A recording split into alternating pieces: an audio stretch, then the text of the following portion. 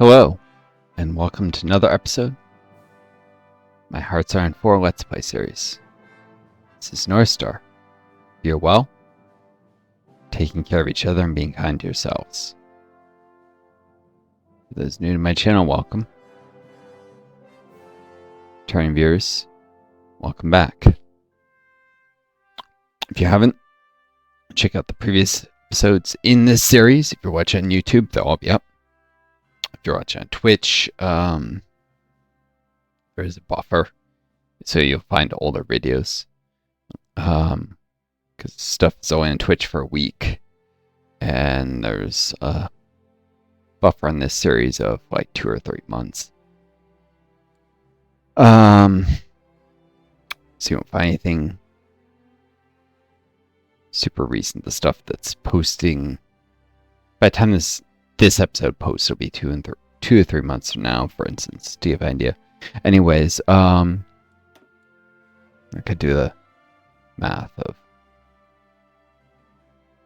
what's now, how far ago that was recorded. Anyways,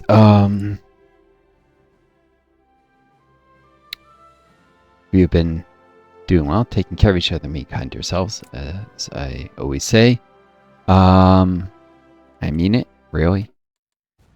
I'm here playing as Socialist Denmark. I started this game as Syria. Air and Land Doctrine, yep, and Officer Corps. I started this game as Syria, but got in an impossible situation where I was in a war with the United States. And so eventually I just switched to Denmark here, which was able to get neutral from, it was a puppet, but not in the war. It was able to get independence and just be neutral to that from the Norwegian People's Republic. I may go back to days or save eventually, being more familiar with Denmark. Take the loyalist puppet path to get a special set of puppet folks is when Denmark surrenders, which they surrender right when they're declared on, rather than when their capital's taken. You get some industrial buffs, and then you can unlock your tree again, your military tree, while you're still puppet, and the rest of your focus tree by getting independence while joining your overlords' wars. Well, former overlords. So, Norwegian People's Republic, the nations they would go to war with, would be the ones I want to go to war with anyway, so it works out. The Nordics, unite the Nordics. Could be fun. But here, I'm in a rather different situation. Sorry, the cords are getting caught on each other. I swear, there's always something, right? I am trying to prepare for, quite likely, the Central Powers losing their war to the United States. This is also, if you follow the series, a fragmented world start with everything fragmented except the United States. I mean, well, they don't have Puerto Rico, Alaska, or Hawaii at the beginning, but it's otherwise not fragmented. Far less fragmented than the rest of the world. So if I'd known that, I might have just gone with a normal, non-fragmented start. I don't know. Could be interesting to go back, do a few different nations in this one. Denmark from the beginning. Possibly Iraq or Afghanistan or Turkey. Turkey, if Central Powers somehow win. Or even after, they can flip fairly easily. They ended up, what's the anti-Bolshevik Mediterranean bloc? What do they need for this? Just be fully independent. Yeah, at some point they're gonna start doing this. That'll be interesting. I'm tempted to tag over to see if there's... The AI will sometimes have a focus available, but just not take it. Like Afghanistan could do socialist coup, but they just won't. They could expel allied nationals for stability and no real penalty. because there aren't the allies here. They won't do that. They could attack Pakistan. They won't do that. They could even run some of these Sabad Pact things. They won't do that. So they're just saying running no focus. In fact, doing it repeatable, even though they have several normal focuses that are available and would be quite good.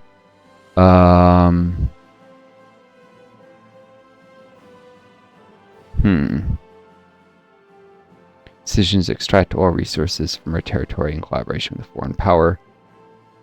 Interesting. Afghanistan doesn't have oil resources, but apparently the game lets them miraculously produce them. It's not a country with a lot of them, and there's a little bit in real life. It's not like it's not like Iran or Iraq, rich in oil. Afghanistan, not so much.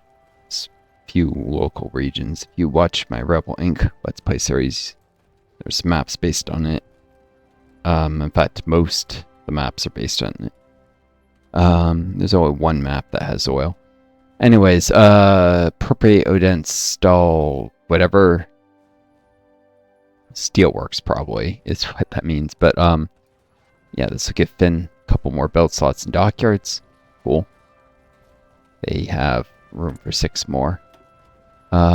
This focus will also unlock a trait, which I've saved a trait point for. My raiding fleet, Mayo, which I've been focusing on growing. I could give it a policy right now. But no. What was I saving political power for? Probably defending the path of neutrality. That's 75 political power. Trying to get the welfare thing for the population growth and the research speed. They'll eventually have to go back towards warfare spending someday.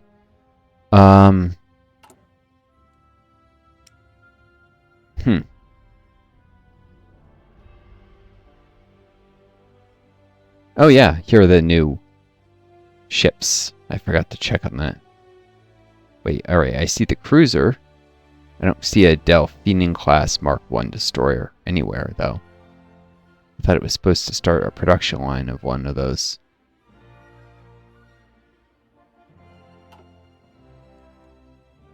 Did I misread the previous focus? Add a production line of Delphinium class. It says it's supposed to give me, unless it added and already finished.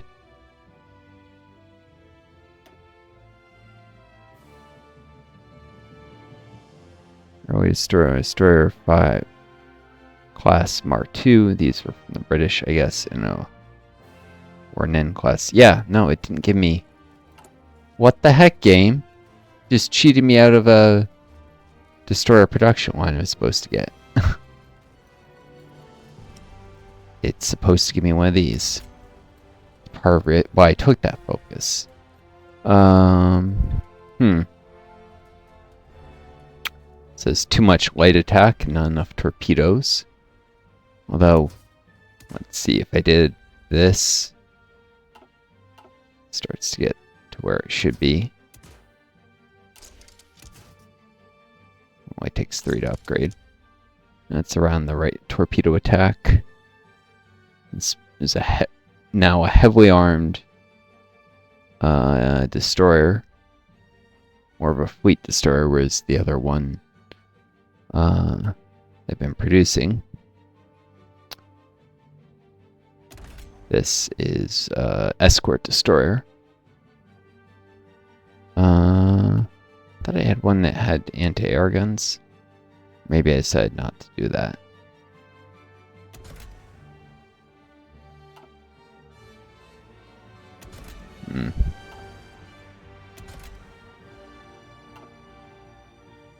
Probably think of the destroyers as Syria I got from Jordan.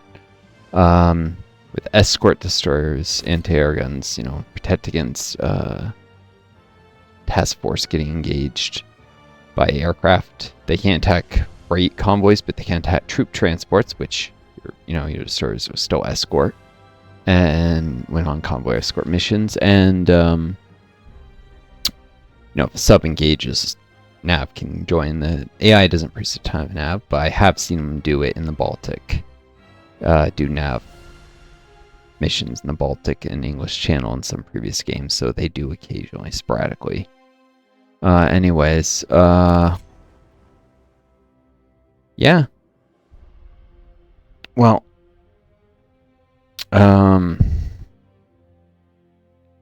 think this is cheaper than... Oh, shoot, it doesn't have an upgrade engine. Let's see. To make this into...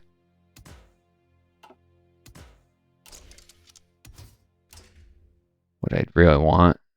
12 naval XP. Pretty sure I could design one from scratch that would have the right modules. And be cheaper.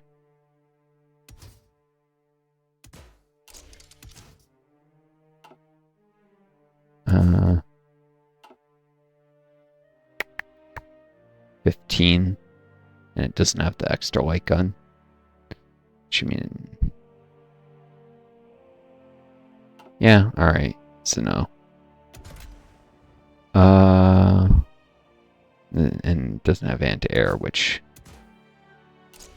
this isn't a fleet battle and has no anti-air to get targeted by nav. They, well, zero in on it. So,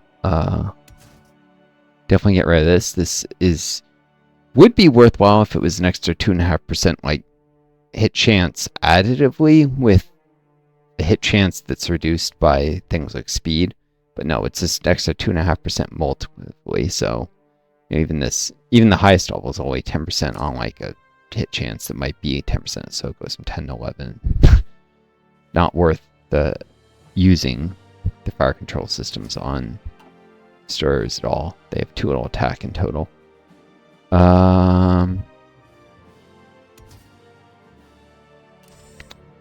Okay. Let's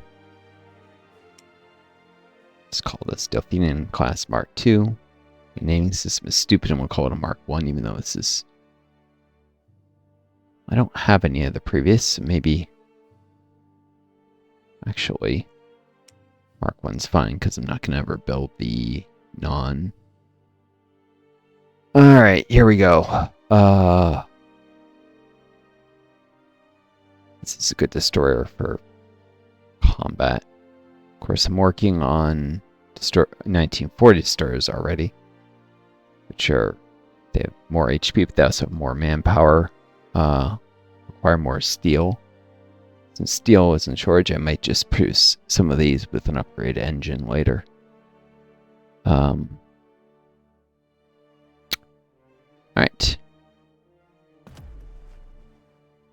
Well, I should have gotten some production of the other thing, but I didn't. Spilt milk. No point crying over spilt milk. I did at least get the cruiser production line. It might be based on, like, because I don't control all my cores. If I had all the cores, I would get it. But I doubt it. Let me check the wiki real quick. Well, again, folks in YouTube. Yeah, I see no mention of not getting the... This is yet another example of something that's bugged in the game that there's probably a problem with the code. The devs never freaking bug test anything. So, yeah, I got the Spirit. I modified industrial capacities, but I did not get the Delphinian class production line. Supposed to get one of these. It was already in progress.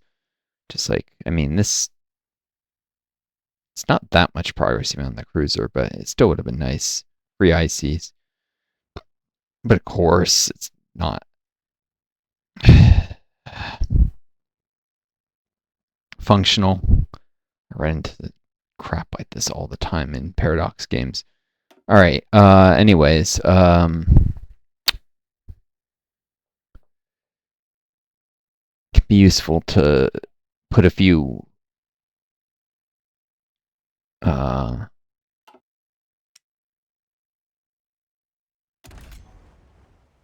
I'm gonna also call this DD. to distinguish it from. Right. Oops, that was a cruiser. Urgh.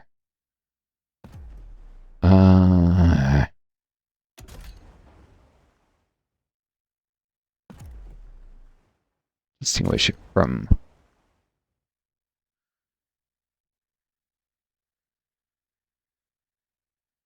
the early stars, which are used more as fleet escorts, although they do enough torpedo attack for HOI4 to be a threat in a fleet battle. But yeah, a third torpedo emplacement wouldn't make a ton of sense because at a minimum that'd be 66 torpedo attack. At that point, it'd be starting to lose a lot of torpedo attack when hitting enemy destroyers, especially with the tendency of the AI to like to use early destroyers. It'd be just about the point where on average it would kill a 1936 destroyer with very little overflow, but sometimes when it rolls high damage it'd be overkill, and sometimes when it rolls low it still wouldn't kill it. And then it would have to, attack again, and almost everything would be overflow. So, yeah, it's inefficient. With the torpedoes hitting far less than light attack. Yeah, this is probably the right design, I figure. Someday you can retrofit this dual-purpose guns, maybe. Since retrofitting, then it's only whatever the marginal increase in steel. So if the destroyer took 4 steel and I already had this 2, it only costs 2 more to retrofit, kind of thing. Steel economy is going to be important. Anyways, so I'll be producing a lot of these for actual fleet combat, and the Peter Reben class light cruiser, 2 light cruiser guns. It wouldn't be hard to retrofit to create a variant that has heavy cruiser guns. Heavy guns, I should say. Although heavy guns are much worse at hitting fast-moving ships, and they tend to focus on capital ships. You have to want to kill the screens first. Let's see. It's got some torpedoes. The light ones actually have relatively more attack relative to speed decrease. So, more cost effective in a way. It's got the right engines. It's got a dual purpose secondary. Level 1 DP secondary doesn't add steel, unlike... I don't even have the tech for DP secondaries, do I? No. That would be... So... Yeah, it's something I don't normally have the tech for. And at least these don't add steel.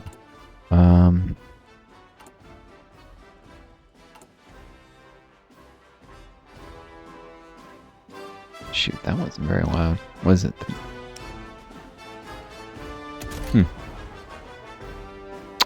Yeah, it's decent design. Still might want to remove the center range finding, though. Maybe, maybe not. I'm gonna have limited manpower to play with, but it will allow more ships in total.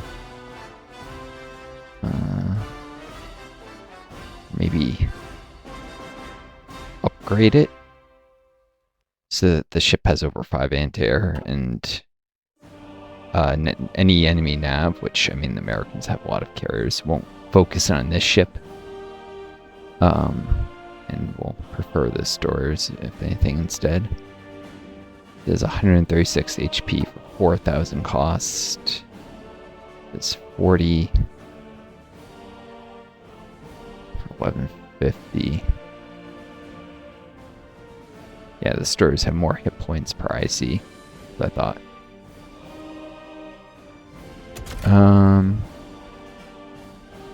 Let's mark this obsolete.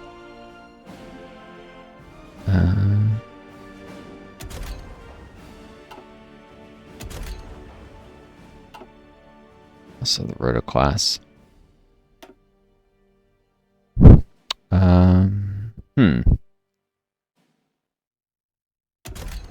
It does help with dodging depth charges.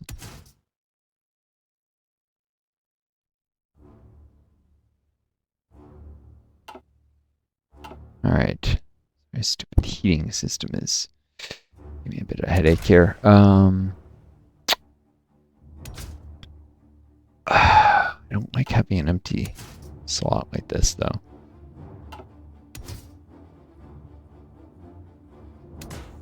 Could add another light battery.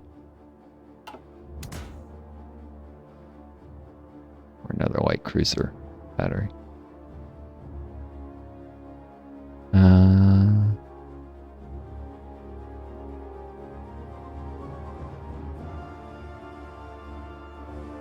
Give me a sec. Alright, that sound is just not ending. It's heat stuff like this. Whoever designed this bloody furnace, get a piece of my mind. I hate it. Really hate it. It's the most noxious sound. Of course, the only place I get good Wi-Fi and can set up a laptop in this cabin is right over the furnace. It's oh well.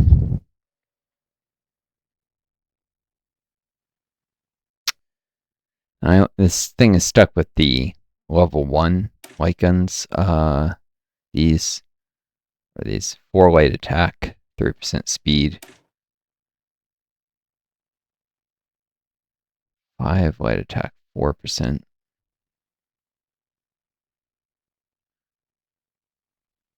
It's actually worse in terms of speed per light attack. 300. Better in terms of production costs. Anyways, yeah,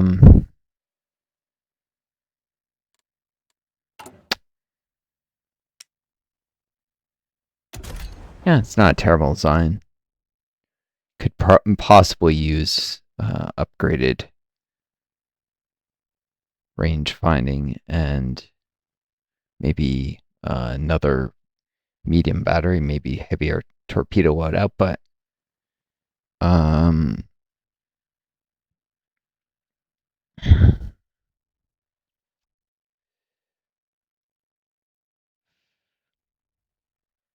It does fight along sometimes. My tendency will be to just gather all my destroyers together into one. I mean, all my ships together into one giant, battle. If there's a fleet battle, that will mean destroyers that have less anti-air. So the way nav works right now, anyways, is it targets ships based on their hit points. So twice the hit points, it's twice as likely to be attacked, kind of thing. And then additional weighting if anti-air is below 5, in proportion to how far it is below 5. It's like a sliding scale. But anyways, so these will get targeted more often than the destroyers, but because of their higher hit points, but less because of the anti-air. Overall, more attacks. So I probably don't want too many things on it. Because you can suffer critical hits that can knock out the torpedoes, knock out the main guns. This is also one of the reasons where people just build a super heavy battleship with tons of anti-air in a tiny fleet, like it's their only battleship, and then they wonder why it doesn't trade well with enemy aircraft. It's because the thing suffers crits very early in the battle sometimes that will knock out its anti-air, and then it gets massacred. It actually, super heavy battleship as an anti-air platform works much better if you have a really huge fleet, because there's so many other ships that will, so many other capital ships that will distract the enemy nav, that the chances that it suffers enough hits to have its anti-air knocked out and then suffers a bunch more after is much, much lower. Even with the extra weight from not having anti-air active, there's still going to be other ships that distract. And in a bigger fleet also, there will still be the protective effect of the rest of the fleet anti-air, so the ship doesn't get quickly murdered. So what works well in small fleets and works well in big fleets, very different things. This is why these playtests of oh, this, plus people also test anti-air things to destruction, where they're like, how many nav can it shoot down before it's killed in a single battle? That's not how you use these anti-air ships. You put them in a battle, they shoot down a few aircraft. You repair them, you bring them out again, and again, it's a lower intensity thing. You shouldn't be going for total destruction with the anti-air. At least that's not the right way. Maybe in a big fleet battle, some ships will get sunk, but most of your anti-air ships should survive if you have enough of them, because then you'd be disturbing their attacks among all the different anti-air ships, and repairs are way cheaper than replacing ships, because it doesn't require resources. So if steel is a limiting factor, if you have to buy steel, especially if you can't get enough of, even if you just have to buy it on the market, that's a big extra cost. Anyway, so I'll leave this design alone. It does take more steel than the destroyers, so I probably won't want to produce a ton of them, but I can probably finish this. 2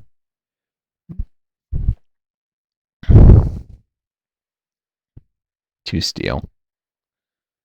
Why does this also take 2 steel? I would have sworn the cost of an early destroyer was less, or maybe it starts at... Yeah, no, it starts at 2. It doesn't start going up until higher tech. Like, this is definitely 3. So it goes 2, 2, 3, 4. Okay. Fun. So yeah, you always want to upgrade to at least 36 destroyers.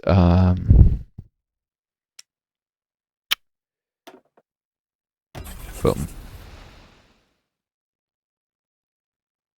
Or should I do this? No, I shouldn't. In fact, I shouldn't even do that, because as soon as I finish this, I'm going to have a new trait, and I can create a Mark II variant. Probably shouldn't have actually created that last variant until... I guess let's have a decommissioned ship, a Mark I and Mark II. Ship names? Really? It didn't pick one by default? It's supposed to pick something. Alright, the Flindaren.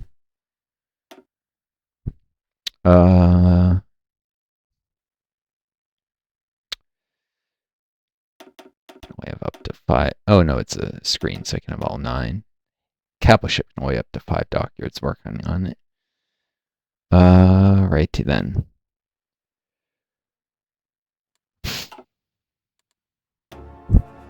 That stupid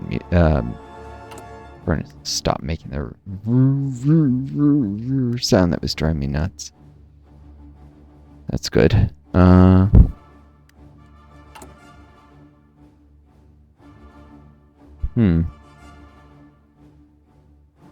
Have the advanced torpedo launchers, but I probably won't put them on anything until I have the 40 destroyers, I'm guessing.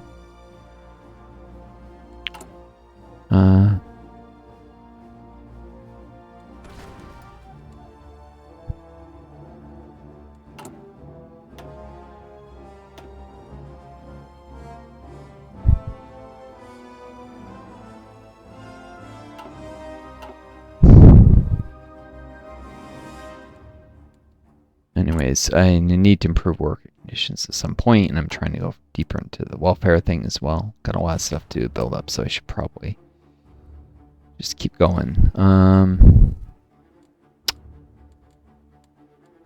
Not able to focus very well today, but I'm trying.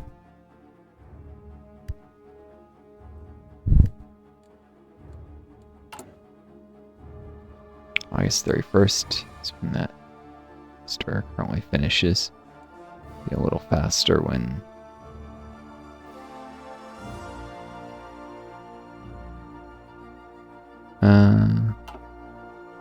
could be some ship that's damaged. I can pull in for repairs.